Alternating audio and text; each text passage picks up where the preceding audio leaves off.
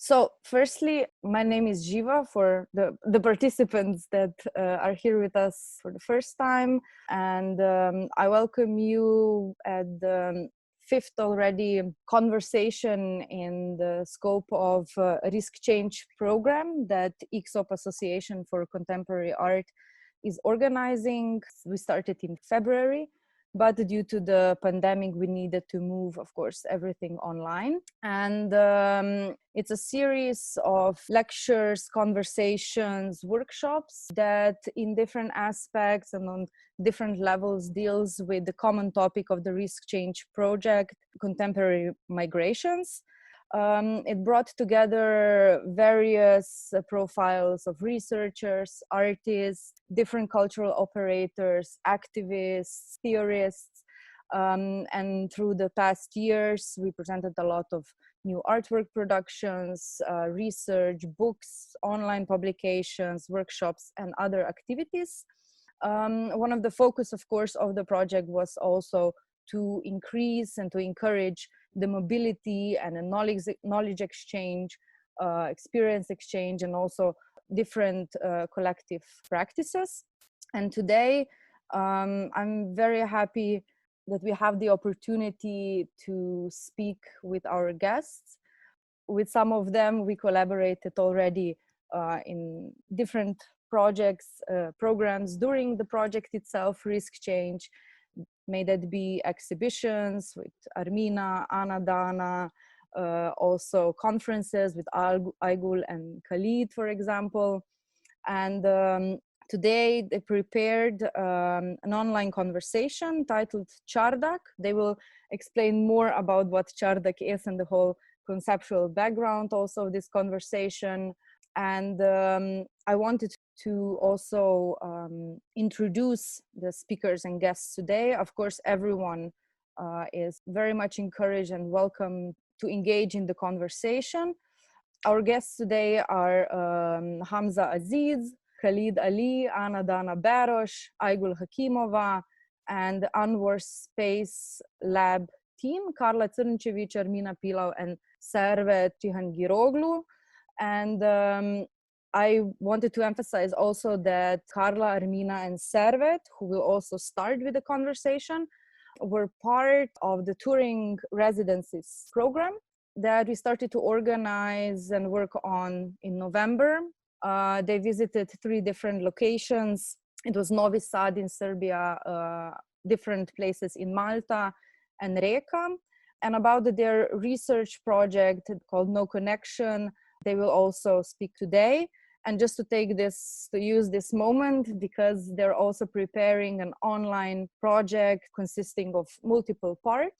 And I would say just one thing before. The conversation will consist roughly and loosely of 3 parts. So we'll start with the Unwar Space Lab with Karla, Armina, and Servet.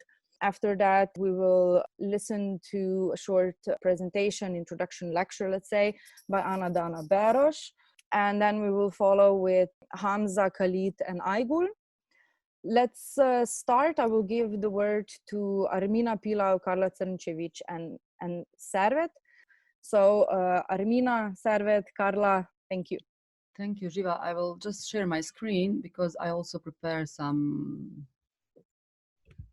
presentation, but let me go on the front. Okay, good. So since Jiva introduced us already, I will just pass to talk about our work that we started like 6 months ago, more or less, in pre-pandemic times. And our first residency was in Rijeka in November. Then the second one, we went to Novi Sad, Šid, Sombor, and Belgrade in December. And finally, we were in Malta in February. And we proposed and started our work around the title, No Connection, Notes on Transformation of Violence. And our main space of interaction, we imagined in form of site-specific meetings in different cities, collecting site-specific narratives of events and conditions when the humans have had and still have need to move due to the wars or other man-made disasters, lack of employment in their own country and other resources as a consequence of the centuries-long colonization processes and extractions of natural resources in different parts of the earth. So we started with our ČARDAK in Rijeka in November 2019, and our meeting also, the friends from Ljubljana that are also today with us, activists, came as well, and somehow we occupy one important memorial room in main train station in Rijeka. So our being together in this condition, but also in other spaces, was somehow permanent, short, temporary in the same time, and characterized with long list of opposing conditions as being safe and unsafe, being illegal or illegal or legal, inside and outside the stories of migration, making and unmaking images, open, closed meetings, like public and just like among the friends that we know that have similar experiences or that would like to tell us something about their own migration. Political and unpolitical, between noise and silence, and many other forms of being. So I will just fastly tell about like what is ČARDAK and what it is for us at the end. So the word originates from the Ottoman Empire as the border control object close to the rivers, crossroads, on the edges of the cities and strategic borders, and it carries historical representation of the watchtower. And these watchtowers were located on the analog distance, so the guards in the watchtowers were able to communicate using light or sound analog signals as a fire torches or voice, with aim to announce some kind of danger. Today, in our view, the word ČARDAK's spatial material characteristics are subject to change according to the different territories, let's say. So in rural regions between Croatia and Serbia, ČARDAK was made and used to store yellow gold, what is a corn, from the agricultural fields. In Turkey, ČARDAK is garden huts together in shade for coffee or tea, let's say. And finally, in conflict geographies, contemporary ČARDAK are the numerous checkpoints between, for example, Israel and Palestine, the drones flying over the US and Mexico border to control and stop migration to US, thermal night vision cameras on the several borders on the Balkan route, as on the Slovenian and Croatian border, to control and stop migration to European Union. Well, from here, I would like to pass word to Karla that will share with you some of our notes from Rijeka, specific to that research point. Thank you. So yeah, when we arrived to Rijeka, which was our first city of residence, we realized actually that is the date on which me and my mother on 1991 arrived from Dubrovnik as a refugees on the boat. So this is like was reference through my experience. So the boat was named Slavia. It was made for 900 people, I think. And at that point on the boat, there was 4,000 people. And we were traveling from Dubrovnik to Rijeka for 4 or 5 days. So yeah, I asked my mother to tell me the story because I didn't remember as a kid. So at this point on the residence, we started to think about this boat or ship as some kind of impermanent space. And then we started to learn from the archive of Rijeka about different periods of Rijeka's history, when the Rijeka was like some hotspot for migrants from all around Europe to escape in a Second World War, in a First World War, and in between the wars. So we found a lot of documents of police and ministry of tracking people who are escaping through Rijeka. Yeah, Armina will continue now. So this is like the reference on this space and boat through my experience and through the things we learned through the archive. Yeah. Okay. Well, I will just shortly refer to this boat, like the really shocking information. What we have still today is like this boat on this boat, on Slavia boat, were 4,000 people, and the boat could carry only 900 people by rules, let's say. So somehow all these ways of transportation in such a condition are kind of repeating with recent migration. And now I would go to our second note that has to do with our trip to Novi Sad. Well, it's related to the water borders between Croatia and Serbia that involves the Danube River on the way to Novi Sad.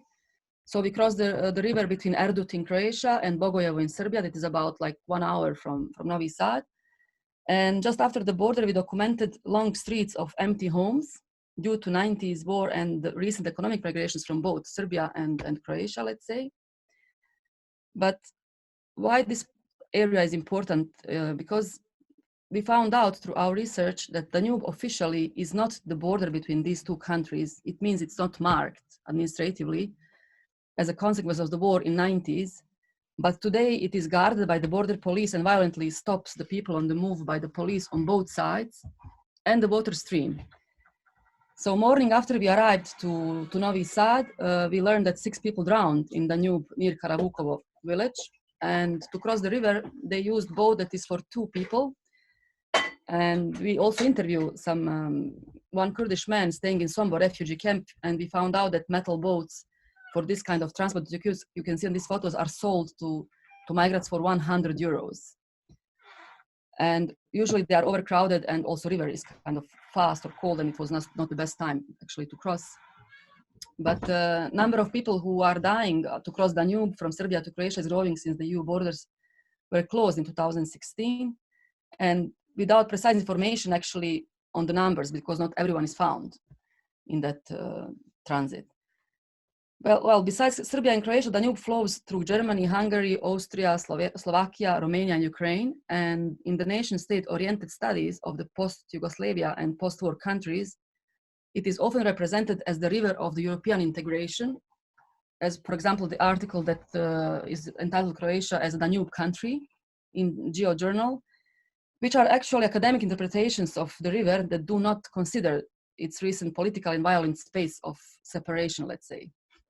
And in the context of the recent migration flows, the Balkan route passing through the post-Yugoslavian territory forms the land, sea, and the river system of borders, accessible in Serbia and Bosnia under payable trafficking circumstances, with the high risk to die for the people on the move while crossing it. So the note 3 has to do with another border crossing, and it's in between, it's not related to our residency, but in between our residency destinations, we also were visiting other so-called hotspots for the border crossing, for example, with Montenegro and Croatia, or the one with Croatia and Bosnia and Herzegovina. And we were driving along the border between Bosnia and Croatia on the Croatian side through the villages in Sisak, Moslavina County. So it's the nearest small town is Glina, but then the next bigger is Sisak. Well, on the Bosnian side, people on the move, migrants, refugees, there is always discussion how to name, are temporarily inhabiting towns and surroundings of Velika Kladuša, Bužim, Bihać, living in precarious and non-hospitable and non-human conditions, held by local and international volunteers and inhabitants in general. And with a lot of problems, of course, it's not so easy. And we are in contact with several men inhabiting these areas today, sleeping in the woods, abandoned, ruined, or unfinished houses, trying the game again and again. And one of them recently arrived to Slovenia. And as he said, it is a bit easier to do a game now during the pandemic times, or at least it was for his group like 15 days ago. So on this note, I would like to share why this specific border is, why I'm mentioning it. Well, borders between Bosnia and Sisak Moslavina County were heavily mined during the 90s wars, but with the help of the European Union, in the last 2 years, these woods were cleaned from the mines. The web page that I'm showing on this slide is called What Europe Does for Me, is a clear statement that reason is for better and more effective border control. So in our view, this is not just a simple help from the European Union to clean the area from mines, because our war finished like more than 20 years ago. So this specific problem could be solved also before, but they are concentrating on this exactly now because there is certain agenda by the European Union to reconstruct border within the post-Yugoslavian space that actually contributes in many ways to the Western politics related to the extension of the border imperialism and anti-migration propaganda to the edges of the European Union. So on the border imperialism, I read in the Valia Harsha book entitled Undoing Border Imperialism, where she states that Western governance and statehood is constituted through multiple modes, including the primacy of the border that delineates and reproduces territorial, political, economic, cultural, and social control. And she's quoting two activists in her book, Alessandra Moctezuma and Mike Davis, who says that all borders are acts of state violence inscribed in landscapes. And this is what we actually learn now with these two cases and with many others, but we don't have time now to show you what we did in these 6 months. Well, following the last quotes, Valia Harsha also defines border imperialism as the process in which, constantly being redefined, borders represent a regime of practices, institutions, discourses, and systems. So this is a bit on border imperialism, but I forgot to turn the slide. And finally, we went to Malta, and during the visit to Halfar tent and now container camp, we actually went also to Birze Buđa. I'm not sure if I'm pronouncing correctly. And we found a Cold War memorial that is not remote and anonymous space, as it seems when you approach it. But finally, it is a memorial to the big wars ending the Cold War epoch, remembering Malta summit in December in 1989, where on the boat in this Malta port, two presidents met, like Mikhail Gorbachev and US President George Bush. And Mr. Gorbachev said, "The world is leaving one epoch and entering another. We are at the beginning of a long road to a lasting, peaceful era." And Mr. Bush said, "It is not for the United States to dictate the pace of change in Germany or anywhere else." So this is like, this border imperialism is constantly kind of created, but in different ways. And for this Malta events, many different articles said that it was very symbolic. Doesn't mean anything actually. And if we kind of hear these words, it's even possible that it doesn't mean anything today. So forming our own ČARDAK, and especially also the last one on the screen, maybe not the last one, but for now, with all you present, is actually an attempt to form this impermanent society aware of transitional geographies while inhabiting them that are opposing to the fascist order of belonging to the nation state, constructs and continuous reproduction of violence and war with all possible means, shifting between weapons, military industry, migration laws, capitalism, and patriarchal abuse of nature and humans. And we would like to finish with one piece of poem that Servet will read for us. Thank you. It's entitled Home. Home by Warson Shire. No one leaves home unless. Home is the mouth of a shark. You only run for the border when you see the wall stick running as well. Your night boards running faster than you. The boy you went to school white, who kissed you daisy bind. The old tin factory is holding a gun bigger than his body. You only leave home when home won't let you stay. So this is all from us. Thank you for listening. Thank you, Karla, Armina, and Servet. We will continue with Ana Dana. Yeah? Hello, can everyone hear me? Yes.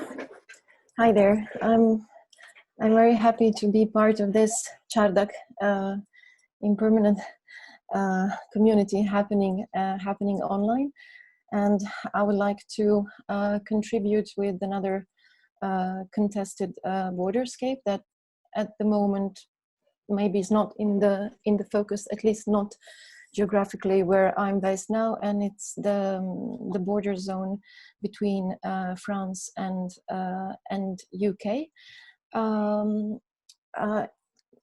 This contribution will connect with Armina's, Servet's and Karla's research on quite some many aspects, even poetry at the end, but also it will reflect upon residual military infrastructure on both shores of the English Channel or La Manche.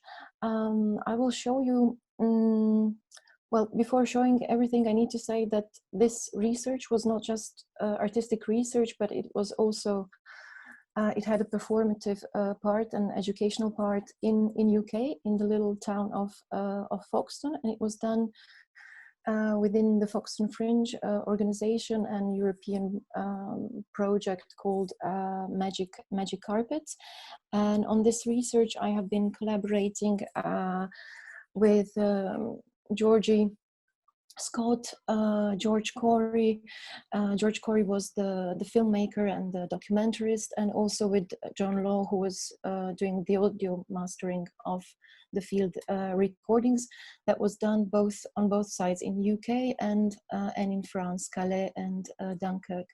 So first, as some, let's say, ČARDAK, a military outpost that is on the English soil, I will show you the sound mirrors. I already have 5 or 6 years experience of exploring and documenting borderscapes, from the urbanized camps in Palestine to camps, detention centers on the island of Lampedusa, also the island of Lesbos, makeshift camps in Greece, and also a little bit of experience here in the region on the Croatian and Bosnian border. But I wanted in this talk to talk about this specific case, even though the research was done a year ago. I think it's important to make a relation of the silencing of former migration hotspots, as Calais was the symbol of migration in the late 90s, even in 2009, when it was symbolically destroyed by the French government, and then later on with the later destructions and evictions of the camp in the last couple of years in 2016. But within the research that I was doing on both sides, I tried to consolidate two opposite shores of the English Channel, the city of Folkestone, where I was based in England, and the city of Calais, into a single conceptual territory, let's say, that was trying to defy political borders and to provoke independent imagination of sociality across the sea. So it was important, besides the research, to work locally with, let's say, a local temporary community in Folkestone, actually about this muted, silenced migration thresholds. So you've seen this, let's say, imposing video of one structure. I will show you a slide, a little bit more of the archival research that was done in the National Archives in London. So here are the documents from the Air Ministry of Royal Air Force that were closed until 1975, and they're showing the research on the sound mirrors, these monolithic structures that were like pre-inventions of the radar. The research started during the Great War, so the First World War, and lasted until the early 30s. So along the British coast, as you can see on your right, there was like a continuous line of sound mirrors. Some were directly cut into cliff shores, chalk cliffs, and some were erected as freestanding structures. Some were based in nature reserves, such as the Dang Marsh, very close to the city of Folkestone, and they were like a bigger complex. The function of a sound mirror was to to warn citizens of UK of the air attacks coming from the continent. And sound mirrors were not so effective actually, and it was a large even industry behind it, and the research, like I said, was abandoned in the early 30s. They were able maybe to warn 3 minutes prior to the attack, but still today they stand, let's say, proudly of this forgotten history. Not only the history of the 20th century and the history of the British coast, who was like the refugee accepting area for the refugees coming from the continent, coming from Belgium in the early 40s, but also to remind us that this is a critical migration threshold throughout the history, even from the Roman times. So this what you see in front of you, it's from a very old travel guide from 1920s, showing the English coast and the French coast, Normandy. Actually there, Folkestone here and Dover.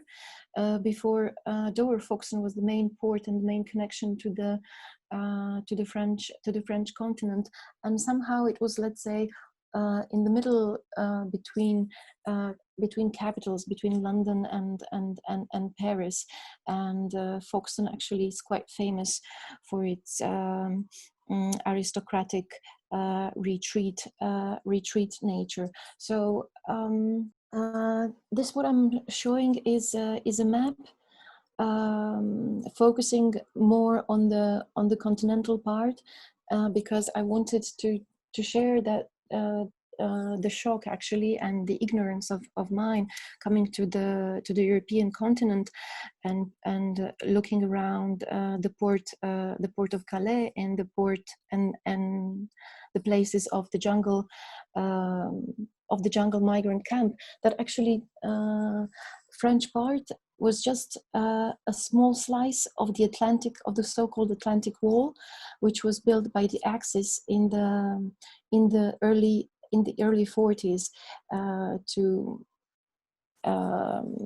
preempt an attack on the UK. And on that part, if you see in this right corner, you see structures. These are like artillery batteries all around the coast.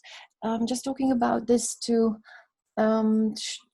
share about the congestion of space where the Calais camp was actually based.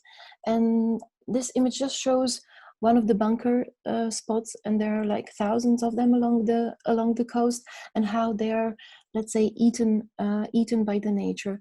In that sense, it's also interesting that the Calais area, the jungle Calais area of the notorious camp, is actually nowadays this, and it was turned into a nature reserve, like a bird reserve, a couple of years ago.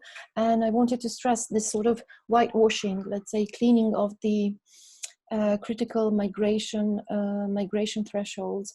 For instance, now, as Armina was telling about the demining process that is finally happening on the Croatian and Bosnian border, maybe in a decade it will be a nature reserve with an erased history that's not being told. The parts of the research were actually used in the workshopping during my stay in UK with the local Folkestonians, and back there we were trying to I was trying to bring my knowledge and my experience from the border zones. So I have been sharing knowledge on the experience from Lampedusa and Lesbos, but also from Calais, which is just, let's say, some 20 miles away from Folkestone. And in these recordings, field recording, the sound recording was important as a preparation for a collective walk that was done at the end of my residency in UK. So it was interesting while we were walking up the cliffs to the sound mirror that you have seen. The walkers and the listeners were participating, you know, as agents in movement, in a community of movement, and listening to, let's say, some sort of a hyper reality of nature being transferred from Calais to Folkestone. So you can imagine that the sound recording from this area is not much than birds, as it's a natural reserve, and me cracking little branches. Here I'm showing just parts of the research that was on display in Folkestone, and this was a handout for the walkers who participated. I would like to read something that I actually prepared for you, and what I already explained, that the project has been shaped by researching the physical manifestations of pre-World War II tensions and fear embodied in the sound mirrors, but also with the Atlantic Wall, the massive bunker infrastructure built in France by the Axis powers during the Second World War. But instead of observing this new European glacis after Brexit, one of the new states of exception, the project through this workshopping tried to use, let's say, the auto-ethnography of multiple voices to expose the nexus of everyday lives and construction of social borders. So the walk, it was conceived as a public act of sound mirroring. So in this listening, we were also supposed to echo some thoughts. The listening included soundscapes from other contested borderscapes. So you heard the nature soundscape of Calais, in sharp contrast of what you expect with the site of former notorious migrant camp, and other sound footage was actually a choral recorded on a football field next to makeshift refugee camp in Velika Kladuša, which was recorded in July 2018. And there was another recording from the island of Lesbos, which was actually a poem, a song by a Protestant pastor from Congo, Cedric Nikoko, singing in his mother tongue and in English about hope. But besides these sound inputs into the walk, the walkers were also exposed to readings.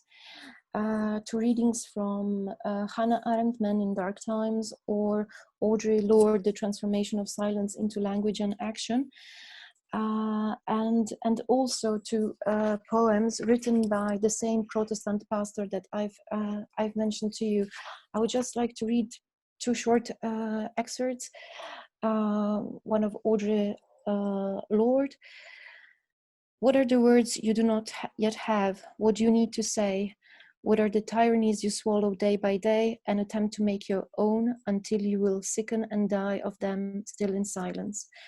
Perhaps for some of you here today, I'm the face of one of your fears, because I'm a woman, because I'm Black, because I'm lesbian, because I am myself, a Black woman warrior poet doing my work, come to ask you, are you doing yours?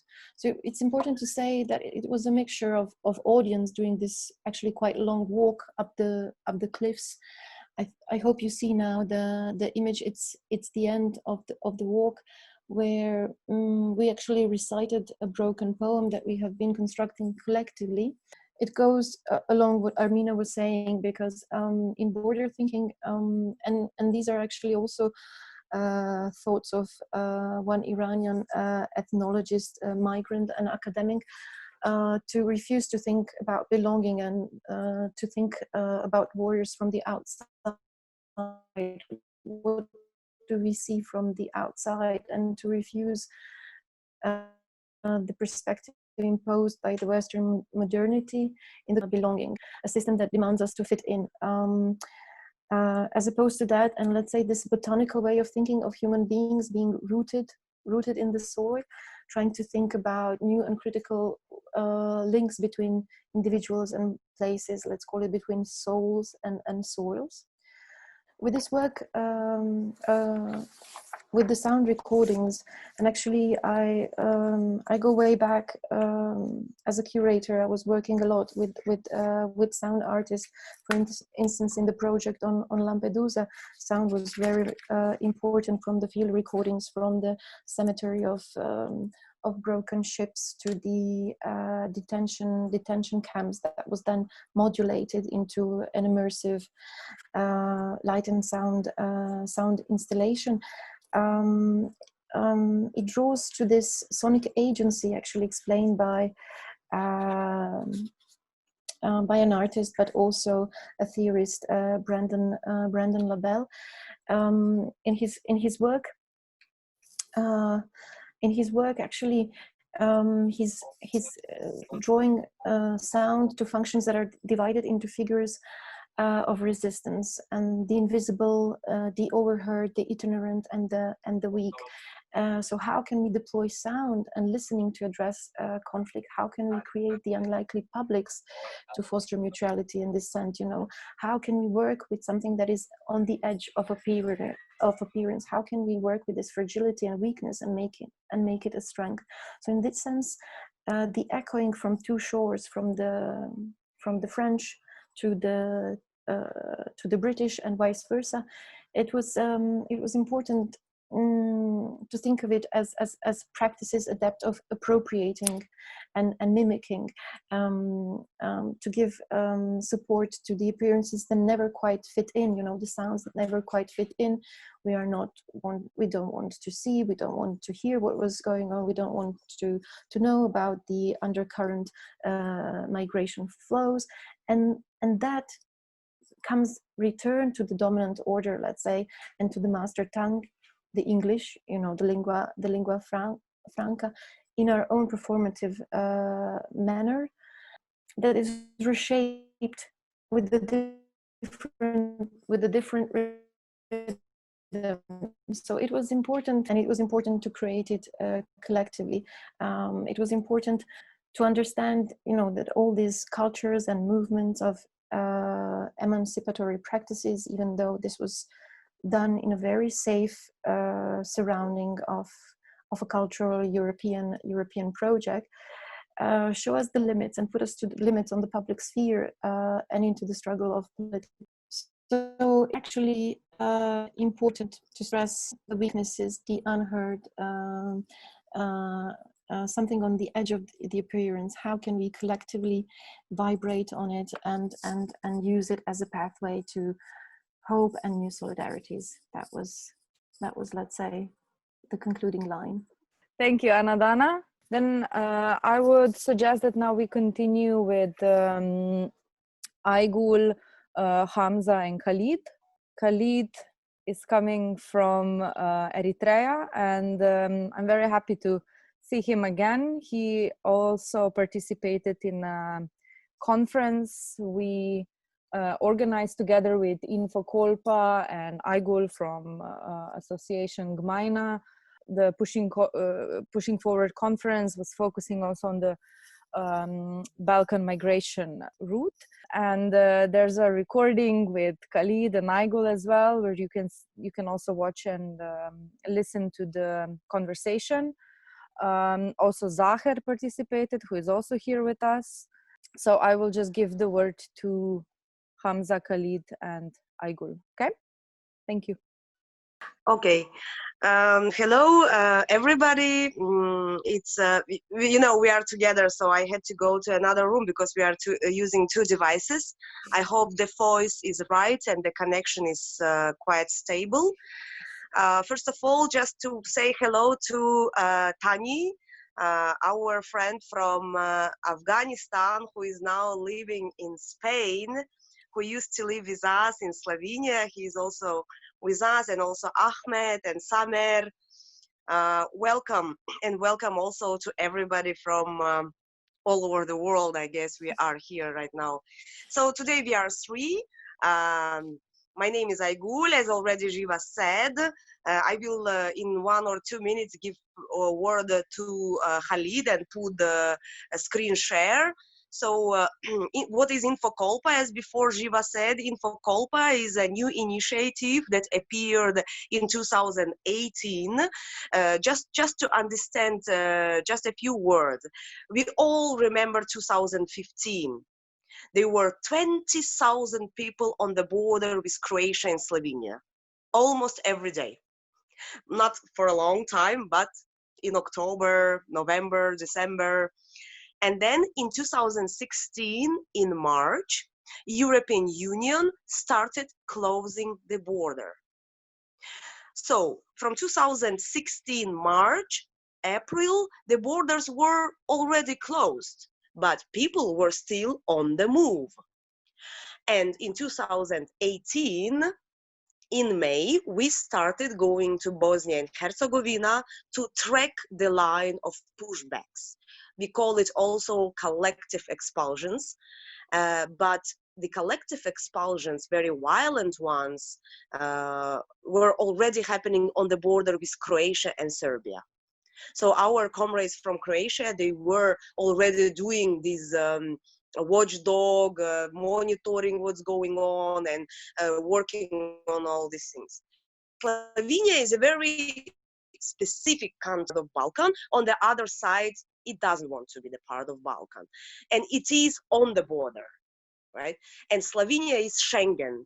Croatia is not Schengen. Bosnia is the so-called third world country on the territory of geographical of the Europe.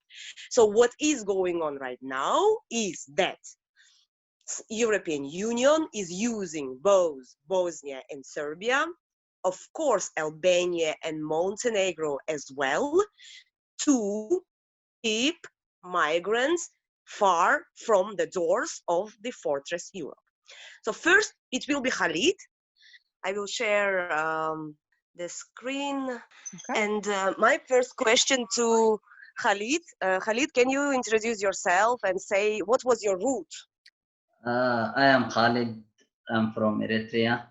I have in all my road in Europe almost is 8 years now. Just between Bosnia to Slovenia only I have 1 year. I try maybe 10 times and they push me back to Greece, to Bosnia, 9 times and the 10 time the last one I reached to Slovenia and I asked from asylum international protection. And now also I have almost 1 year in Slovenia. I am the procedure. I get one reject, but I make appeal, and that is it. It is shortly because I have long time in my way in Europe. I don't know how I can explain you. But I start movement from Turkey to Bulgaria, Bulgaria to Greece, and I spent 2 years in Greece. So in 2015 I start move again from Greece to Macedonia, Serbia to Hungary, from Hungary to Austria, German, Denmark to Sweden, and also I asked in Sweden international protection, and I have fingerprint in Bulgaria, the first country in Europe. So it is Dublin, and they deportation me to Bulgaria.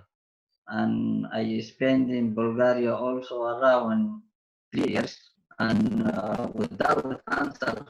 So I start moving from Bulgaria again to Serbia, Bosnia, in Bihar, and Velika Kladusha, almost 5 months behind and 5 months in Velika Kladusha. Yeah, I suffer really, but yeah, some organization they help us in Velika Kladusha, especially me. So every time they push back from Croatia to Bosnia, we pick up Kladusha or Bihaj and we start movement again. In the 10th month, I try 10 times and every time we lost everything. Always the police Croatia they deport us back to Bosnia. So I tried 10 times and in the 10 months and every time they push back us and we lost everything. We took it. Unfortunately, the police Croatia, even the phone and the boarding and also if we have the stuff, like sleeping bag, even sometimes the jacket, and they fire it and they push back us. It is very far for the city Velika Kladusha. So every time you have to walk more than 10 kilometers between the border to Meral Camp or the city Velika Kladusha. So the last one I came to Slovenia and asked the international protection and I still in the procedure. I have one time reject, but I make appeal and I am still in the project. Yeah, it is very interesting that Slovenia relocated almost 40 refugees from Eritrea by a relocation program from Italy. And most of them, they received the positive. What is going on with Eritrean refugees in Slovenia? That people who were relocated from Italy but were refugees from Eritrea, they have got positive, but other people, they got negative. So people, the same type of, the same people from Eritrea coming from two different ways are treated differently. This is the point. Okay, so it was a story of Hamza, then of Khalid, and let's go to Hamza, so we can go through the stories and then we come back. Hello everyone, my name is Hamza. I'm from Iraq. Nice to see you all today. I came from Iraq through Turkey by plane. I stayed 6 months in Turkey, and then I went to Greece through a boat. Yeah, this is my picture. I stay in Greece with these guys 2017. I was in a minor camp, minor block. These old guys, you see this picture? So yeah, I stayed in Greece in operation camp in Samos Island around 7 to 8 months. Then they transported me to Athens. From Athens, I went to Thessaloniki and then back to Athens. From Athens, I went to Albania, Montenegro. I stayed in Albania, Montenegro. Then I stayed too long in Bosnia, almost 2 years. This is Bosnia, Banja Luka. Is one day I was trying from Banja Luka to Zagreb and from Zagreb to what I could not. Made it this time. Yeah, this is the truck. I was inside the truck for almost 8 hours. Then I was in this truck. So I read the stamp. There was trucks coming from Austria. I read the stamp. It was coming from Austria, but then I found out it was not going to Austria. It was coming from Austria going to Serbia. So I made mistake and I stayed 8 hours in this truck with my group. I tried many times from Bosnia to Zagreb to Croatia. Sometimes they catch me in Zagreb, sometimes in Rijeka station, many times in Rijeka station. Yeah, this picture in Banja Luka 2018. 2019. I was going from Banja Luka to Zagreb and I could not made it this time. Okay, this is the last time. You see this small room. I hide on this small room in a house, which was people living in this house, but they did not feel me. I was in the other room. I went from the window, you see. I entered the room. I slept one night. I wait for the night time to come, and then I continue my journey to Zagreb. In Zagreb, I stayed 2 days in a place like similar to Metelkova. It's people who squats. Yeah, I stayed 3 days there. I was treating good in Zagreb for 3 days in the squat because people, they were against government, which is they would not arrive to you. It was good for me. And I start from Zagreb to Rijeka border, again to Rijeka station, and then I could found my way. I did found my way out of the station. Then I went to Boje, the city close to the border. From Boje I went down there. I am Slovenia. They catch me in Slovenia, 5 kilometers in Koper, 5-6 kilometers, something like that. I was hiding in a park for kids. They came at 9:30 in the morning to play in the park, and then they found us sleeping. And they called the police. I get catch in Koper. I stay in a police station 2 days. I finish my paper, fingerprints, documents, stuff. They did not believe I'm from Iraq. They did not believe my age. They did not believe anything about me until I get to Ljubljana. So I entered Ljubljana last year, 2019, and I met Ahmed. And Ahmed met me with Aigul, and I met Petra there, and I met everybody in Slovenia. All my respect to you, Ahmed. So yeah, this picture, this is 7 of us going from Greece. Hamza, just a second. Let me add something. When I saw Hamza in a Zelidom beach in Ljubljana, at the beginning, he claimed that he's from Iraq, and everybody in Zelidom, like my colleagues, like the social worker and everybody, they didn't believe that he's from Iraq because he was speaking totally Algerian and Moroccan slang, you know. So it was like at the beginning it was like confused for us until we figure out he's real from Iraq. So I have to edit this. Please continue, Hamza. Yeah. So they were thinking all the time from Algeria because I speak the accent perfectly. Yeah, this picture from Greece. we start from Greece. Hamza, Abdelhadi, Celine, Gorgiz, Raymond, Qusay, Ahmed. This is 7 of us. We are all from Iraq. Yeah, this is where I start my journey from Greece. From Greece to Albania. This is on the border. This picture during the date was on the border between Albania and Greece. This is a group, 7 of us. Only 3 of us arrived to Europe. 4 of us is when went back to Iraq. They could not make it. One of them, this one with a long beard, he stuck in the jungle maybe 1 week. He didn't know how to come back to see anybody, to tell anybody. He just wanted to get catch and come back, but he couldn't. He tried 1-2 times and he went back to Iraq. That one. Yeah, so this is our group. This is my group. 3 of us arrived to Europe. Other people went back. And I am here in Slovenia. Salim in Germany. Other guy in Holland. And Amsterdam. Smoking good marijuana. Yeah, that one's Barbar, and that one is engineer. Thank you. You're welcome. Thank you, Hamza and Khalid. And Aigul, will you continue with the conversation, or? Yes.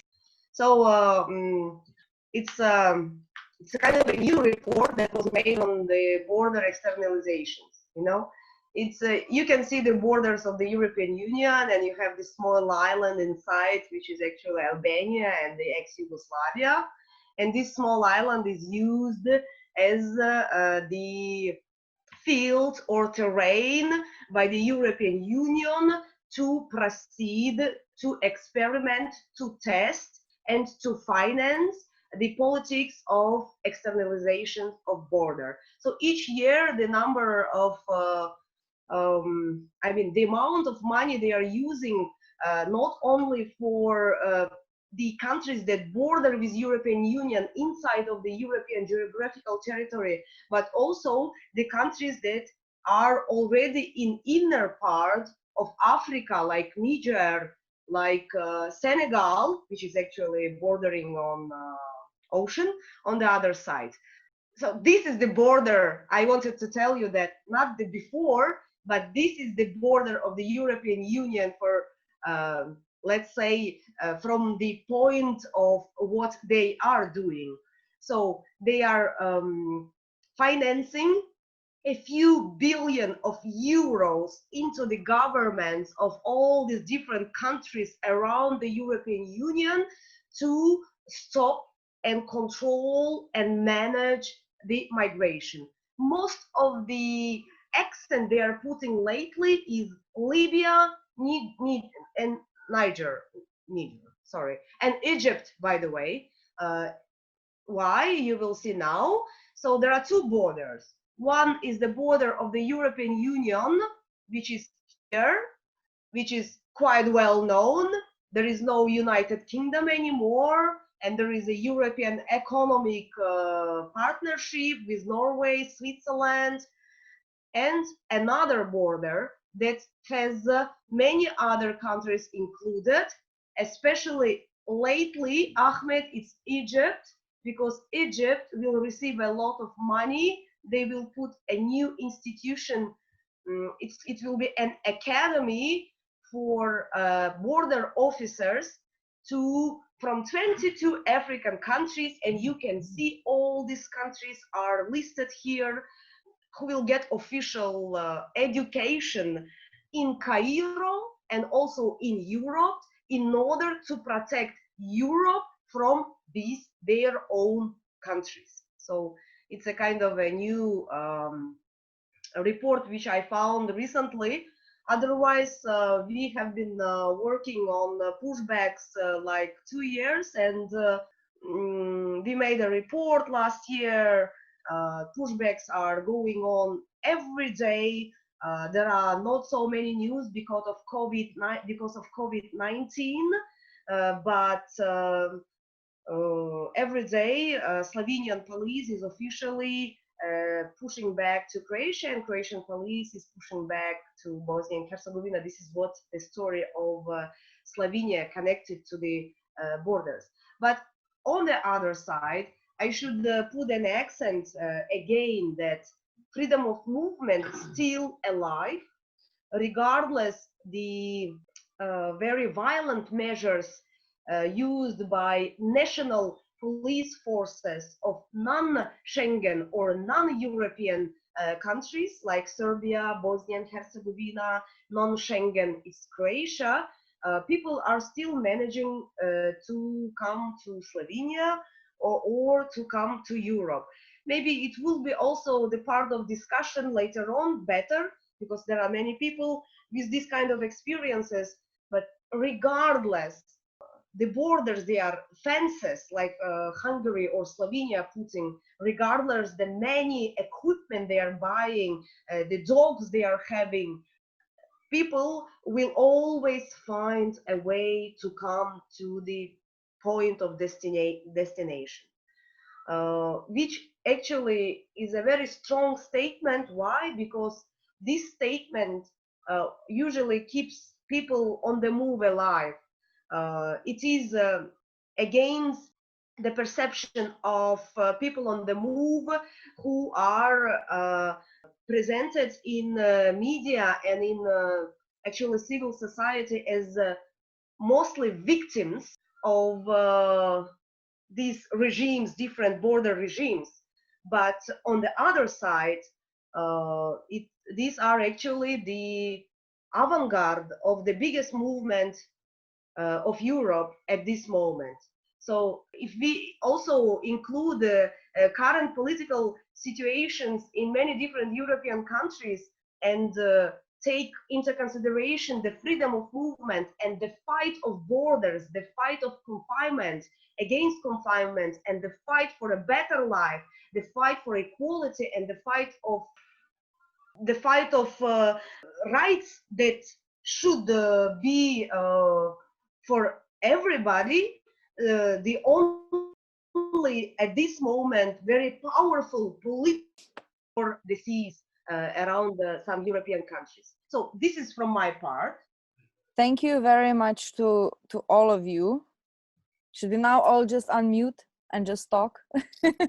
I think it's best.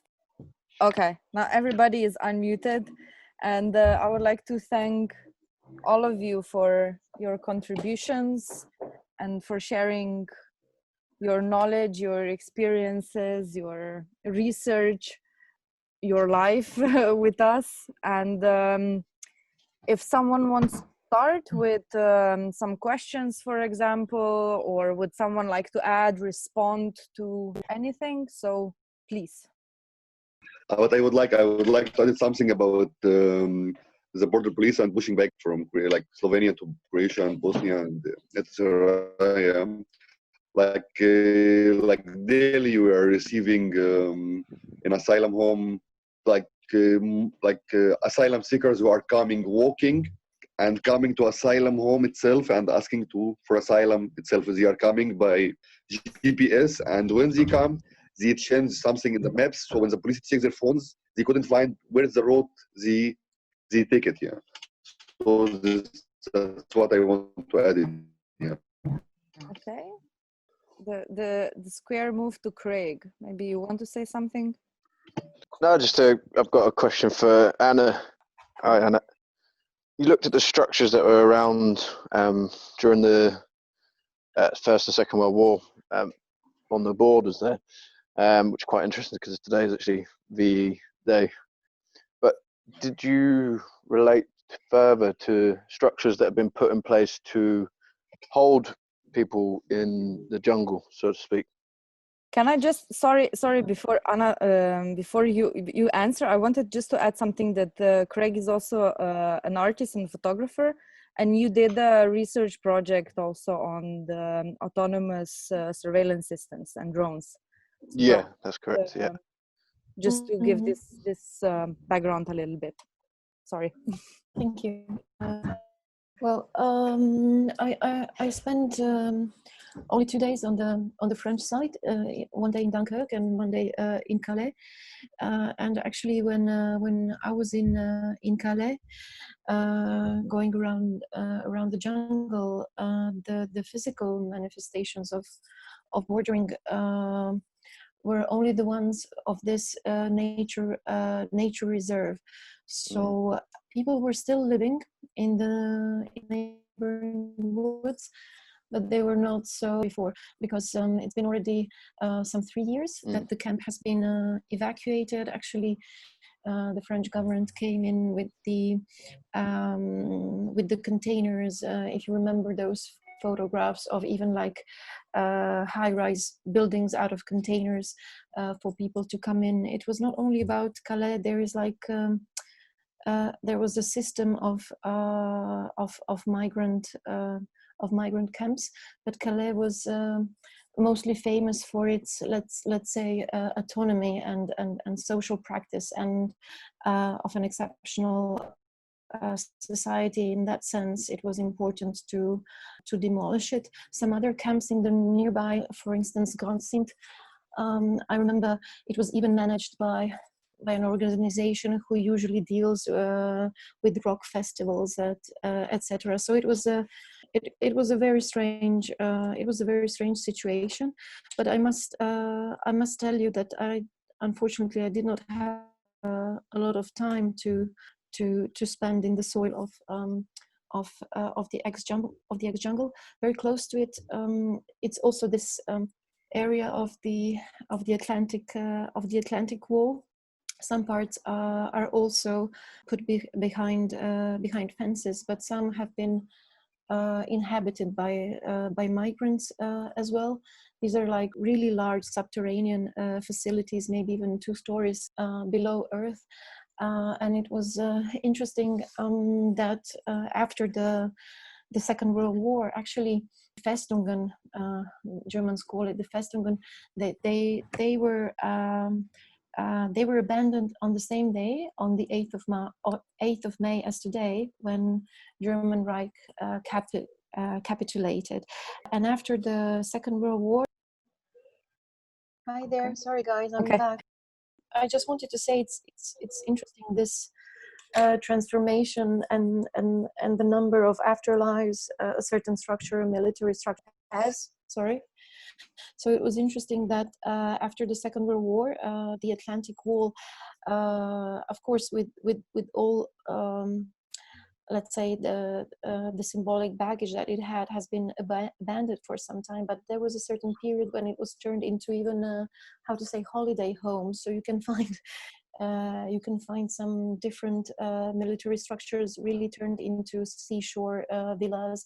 Some parts of the former military bases were turned into summer camps. So also Calais jungle was close to this Jules Ferry summer camp on the channel, and I wanted to talk about this this borderscape actually because of this erasure of history. Even though I must say that the French were, let's say, at least honest about the former camp, the jungle camp, because there have been placards showing aerial images of the camp of the site as it was a couple of years ago, etc. So you could see the transformation, but it was really miniature. So most of the people going there are unaware of it. Of course, not the residents. Besides the jungle, the city of Calais itself was highly populated with different kinds of sports and centers supporting people on the move. And when we were leaving the site, as I already mentioned, it was very close to the port of Calais, running to catch the ferry back to UK. All of a sudden, out of some bush, people just came out. Migrants came out. The residential houses in the neighborhood are all heavily fenced and let's say armed with dangerous dogs. But at that moment, and that was like almost a year ago, let's say that the migrant presence was very much below the radar. Okay, thank you. Yeah, may I ask also another question for Hamza? So what was the biggest, how to say, when you told us where have you been, but what is the most maybe very difficult thing you remember from these 3 years, from the physical point of view, from the border? So I want just to say is the most hard time I had when I get catched by Croatian police. Croatian police, they break your things, they break your phone, take your stuff, fire them in front of you, and you send you back naked. If they could send you naked, they would send you naked. Yeah, this is what I want to say. I mean, I get catch one time in Albania, but they did not behave with me how they in Croatia. I get treated. I mean, even if was it hard, but I know this world, when I enter in, but still, it's really too hard to cross from Bosnia to Croatia. It's not like how the people think. That's why there is many people in Bosnia are waiting to cross, because in reality there is there is not a simple way to cross. There's every time in a different way, different people are doing different way, and there is boys are waiting for you on a different side of the window, different side of the hill, because they get experience day by day. More people cross, more people give information, so they burn the way. How can I say? When I get to Bosnia 2018, people they were going not that easy and not that hard, because they were just a new country. It was opened just 2017. So it was still new till 2018. But then year by year, month by month, how much people they cross, how we can say that how much people they cross, how much information they have. For example, if I come from this way, then he take my phone, he's gonna take it on the laptop. So he's gonna tell me, in this day and in this hour and this time you were in Croatia. And this time you were crossing from Bosnia to Croatia. How did you take the way? So this kind of question they will ask you in a police station. Then you feel that you are doing something crime. You feel that you are doing some crime. I have been took fingerprints in Croatia maybe 2-3 times, but they did not take me to asylum. And I did also. I refused to go to asylum in Zagreb. So yeah, if somebody wanna do something, I don't know. Thank you. Thank you, Hamza. Hamza, that must be difficult. Did you feel like you were sort of giving away the tricks and the ways you managed to get through border crossings, sort of thing, and therefore doing an injustice to the people following you? Yeah, there is many people using the same rule, but Croatia, they have one way to deal with you. There is the first way, if you're gonna speak in English, so you're gonna give them all the information in the jungle, and that they leave you free, you know, and the next thing. And if you just, I like for me, whenever they asked me, do you speak English? I said, no, I have no English. Where are you from? Iraq, and I was behaving with them that I have no English, I have no idea what the fuck they're asking, you know. But when you give them information, they want you too long. They want you 2 days, 3 days, maybe 4 days, never a week. They don't ever care. They just want the information easy and catch the person who helped you. But yeah, always I give no information. I give no. But I see people, they give information in front of me, so I see them. But I did not never give any information. Even that the way I came across the last time, the way I still have it for myself, I did not give it for anybody. I'm thinking maybe in 10 years or 8 years they deport me back, so I will come this same way. So I keep it only for myself. It's a really hard way. It's very far away. Anybody else will get catch in the first hour. But for me, because I study that way. I sit there in the coffee for 1 month, planning how I'm gonna do it. I was like, it was too much. It's not just go and that's it. You know? So I was sitting for 1 month to plan for the last time how to cross. So it's not that easy, you know. I mean, can I ask something? Of course. Okay, Hamza. So in your experience, the Croatian police was the cruelest, basically. It's a wall. It's a strong wall. It was from the heart for me, you know, to knock that door, block this wall. It was too hard for me, but sometimes I give up. I went back to Sarajevo. I was so sad. I was destroyed. I don't know what to do. What the fuck I did with them? I don't know what to do with them. But yeah, it was really the most hard and strong wall. They are very good secure. Sometimes when you go to the way that which everybody knows that they accept that you are coming from that way. So then I was walking the first one. I saw one microphone to hear voice that when you are walking on the wood, you know, you have this sound, the wood is breaking under your leg. So that's one thing they have. They have a microphone and they have camera. You know, when you go when you know they put they are accepting you that you are coming from Kladusha. But for me, I went back to Split and down from Split, then I went cross from the seaside. Kladusha, Bihać, everybody is expect 1,000 people are coming from Kladusha, Bihać. But then you go around down from Dubrovnik, from Montenegro side, Bosnian side, and you go up, it's easy. That's what I want to explain. Tell you. Yeah. I would like to ask something to Aigul, Hamza, and Khalid. Actually, it was so powerful how Aigul was telling about the strongest political movement now in Europe is the refugee movement. So I would like to ask about their everyday life now in Slovenia and in which way they are connected with this strongest political movement in Europe. Okay, just to add for what you before said, Anna, usually all Yugoslavian countries, you know better, maybe also for Craig, they all use ex-military objects, because this actually is the part how to manage the massively the bigger number of people. So in Slovenia, they built only one new camp. Or the other camp is the ex-military holiday houses for militia, and the camp where Khalid lives is the ex-dormitory for militia. Yes, they built new detention center on the ex-factory site in Postojna. So I think in this case, why, for example, so many people can stay in the territory of the Balkans is that Balkans, they still have so many abandoned big industrial and military buildings, especially Serbia. In Serbia, there are 10,000 people living in camps. Slovenia, for example, cannot, because Slovenia is smaller.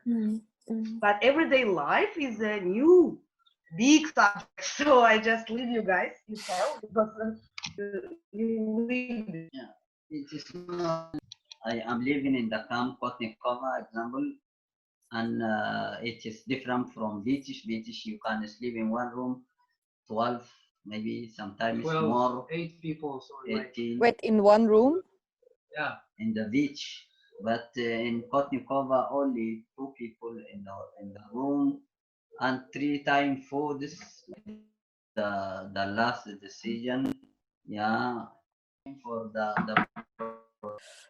But maybe to add what is Khalid saying about, it's a very important question. What about, for example, if there is a statement saying that refugee movement is the strongest movement in Europe, and then how do we define now the strongest movement in Europe, considering the everyday life of migrants who are the second type of citizens of the European Union, right? So what we do actually is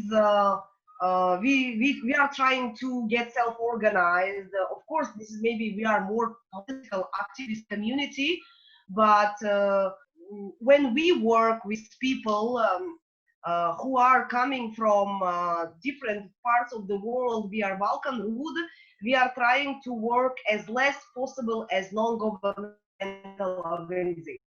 So our primary goal to live together by sharing the common view of we have also very improvement. I think there is a great infrastructure, which is maybe the most difficult experience. It is also about the crossing the borders inside of the society when the measures are against usually of poor people. And also to say that when we talk about precarious workers, precarious post-industrial, post-40s type of jobs, we should be aware, especially in COVID-19 times, we found out that, I'm sorry, we are essential, right? And these are migrants. So that's why I guess this is just like maybe to motivate ourselves, but the situation doesn't look very good, unfortunately. So a lot of work is waiting for us. We have very right-wing government. Our right-wing government is joining Visegrádska Četvorica, which will become Petorica in the future. Our government is becoming Orban-like government. And they will change the laws. There will be more and more efforts put inside. So from the perspective of freedom of movement and social movements, we are at the point of regression right now. We are stepping back. And not these 2 months, but last 2 years, with the help of centuries. We are stepping back. So what does it mean for everyday life of refugee? It means that there is no help from the side of the government. There is no chance to find an accommodation. There is no chance to make your education possibilities, abilities, capabilities better. There is no chance to be introduced or to be the part of a more advanced integration programs. Nothing functions. Armina? Yeah, before Aigul started to speak, I was kind of thinking about similar things, and well, from the experience of our not only research and project, we kind of engage personally a lot on this in these cities with different people and with different initiatives. And since the systematic, let's say, help that Aigul was explaining now, it's becoming more and more difficult and short. I mean, I found out a lot of individuals who are really happy to take care of different people on the move, and it's, you know, like it takes a lot of sometimes it takes time, sometimes it requires some resources, and I think like this new way of not, I don't want to say helping, that it's not the correct word, but like support or solidarity is decentralized, let's say, and like in small nucleus. I mean, I couldn't speak a lot about all these things because some of them it's not good to say it online. So, but I know that a lot of people around me would take a risk and not in activist way, but in human way, not only because of refugees, but also because of ourselves. It's our duty, well, to do it. And somehow I'm kind of personally always asking the others, okay, what can you do, you know, yourself, like individually, without state, without NGO and all these like power structures, you know, that somehow are always putting us in the same, sending us back, you know, never further. And then I didn't want to mention Corona situation, but we have to, we cannot avoid it. But suddenly, you know, when the European lockdown started, like white people, privileged, feel blocked. So I cannot go to this country, I cannot do this, I have to, you know, complaining, I have to stay in the room, I have to, it was like incredible. How is that possible? So like proximity of the bodies also for privileged people became very problematic and they couldn't function anymore. And now the society is divided between the people with the garden and people without garden. So yeah, I think also like economical, how to say, possibilities are relevant, but not, because yeah, you have to stay back. You know, like we suddenly started to become connected, but more and more disconnected. And Khalid, for example, or Hamza, or other our friends, Zahir, and they are communicating with their families since they left their homes, you know. All their life is digital. Like now we are experiencing somehow similar things, you know, like with our parents, friends, we cannot, you know, like meet each other. So I'm not sure if we will change because of that or learn something different. But yeah, it's not easy to take position, but I think solidarity should continue. Yeah. To me now, when you mentioned this, Armina, it seems like after also watching the 5 Perspectives documentary. Yeah, I watched it yesterday. We shared, like now remembered on like when there are these perspectives on when Zahir or Aigul or others speak about the different notions such as like sadness and nostalgia and longing also.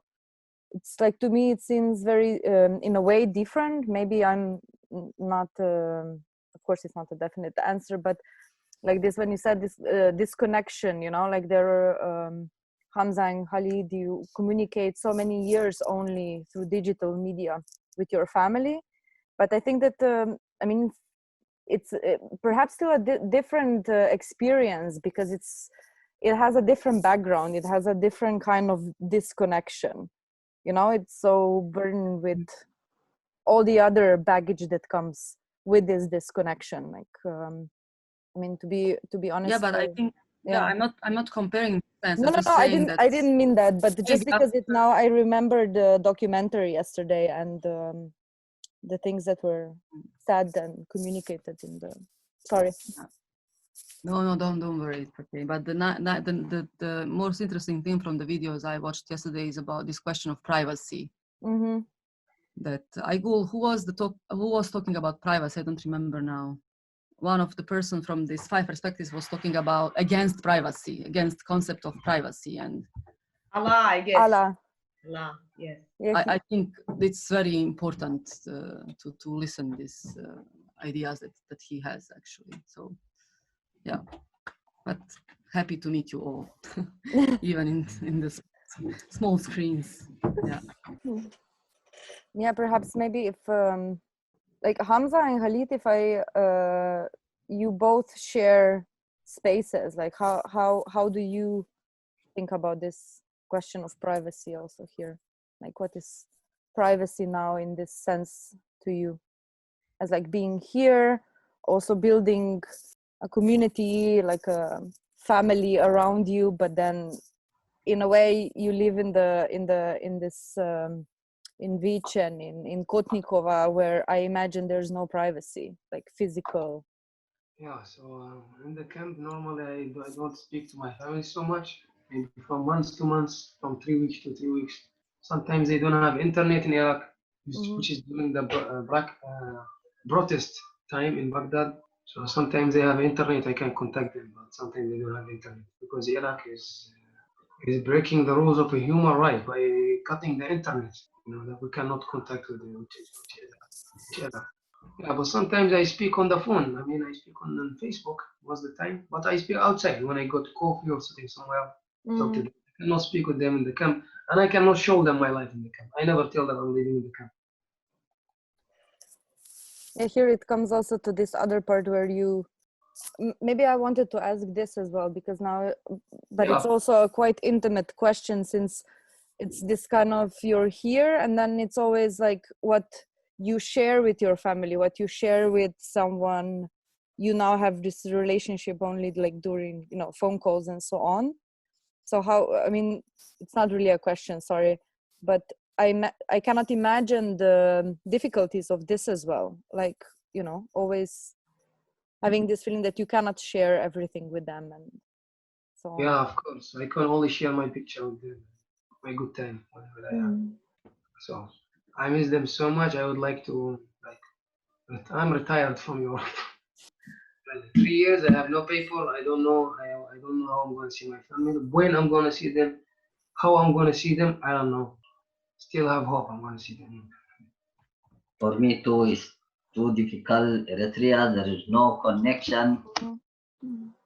There is no internet, so you have to look for you call phone, and here the call it is very expensive, so it is in 2 months maybe one time, and you have to look to go to somewhere have credit card in the bank, you have to pay to him the money, and they send you to the account or the company to get the credit in your SIM, and after you use the call phone. It is very complicated, but I have almost in my brother in come refugees in Sudan.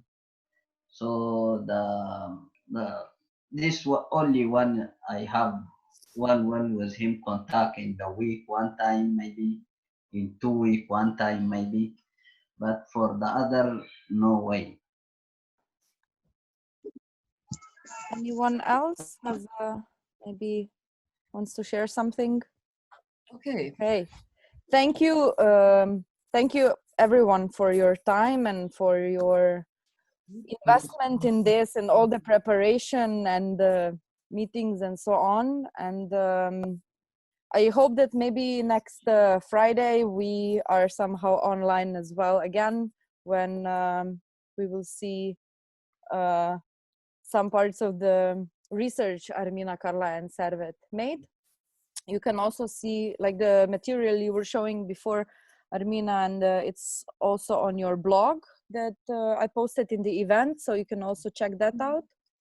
I will also send few videos. I will post few videos from ČARDAK in Rijeka. Okay, nice. Yeah, I will also post them in the event, and then I can also send it to you. Živa? Thank you all. I would just like to share an image, like a powerful image now in relation to everyday life and new allies and protests. Let me just get it straight. Okay, so this is a photo of the last 8th of March, the Women's March that happened in Zagreb just before the lockdown. And here at the head of the march, you see a banner saying something in Croatian. It says people on the move. So what Armina was saying, and Aigul as well, there are many, let's say, solidarity cells all around this contested region of not only our post-Yugoslav region, but around Europe, and even on the externalization of the borders of Europe that Aigul was showing. So at least I think we should be hopeful from this resistance from below. Thank you, Anna, for this, for the end of this conversation. With the... Yes, I just would like to add, because it was a workshop led by a very strong artist and activist, Selma Banic. Most of you might know her through the work of the pushback maps, and with the Trans Migrant Collective led by Cyril Cartier. Cyril is a journalist, but she lived many years in Iraq, even in China. So when she moved back with her partner to Zagreb, they continued to be supportive of people on the move, and mostly of, let's say, the most vulnerable, the women asylum seekers in Zagreb. So thank you. Yeah, and Živa and Armina and Karla, Anna, everybody, thank you, Servet, so much for inviting us to this. Well, we are not, you know, kind of researchers, but we enjoyed your presentations. Of course, it was so nice to meet you, everybody, and share with you guys our story. We feel you. Thank you for this opportunity, really. Thank you all. Really Thank you all. appreciate it. It's a real solidarity. Thank you so much. yes. Thank you all for your contributions and for sharing, and hope soon in person. Yeah.